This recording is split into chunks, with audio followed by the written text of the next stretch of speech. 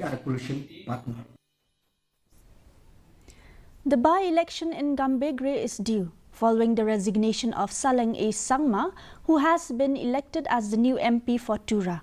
The Meghalaya Election Department is preparing for the by-polls, which must be held before December 4th this year.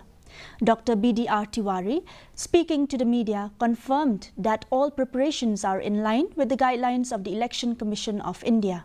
Tiwari further said the Election Commission of India on Tuesday had video conferencing with the various state election departments. There has been a special summary revision of the electoral poll for 2025 as per the Election Commission's directives. Whenever schedule of the by-election will be declared by the Honorable Commission, we are fully prepared.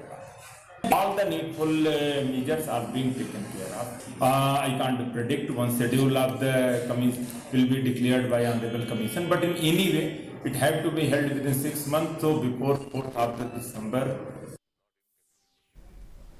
The Society for Urban and Rural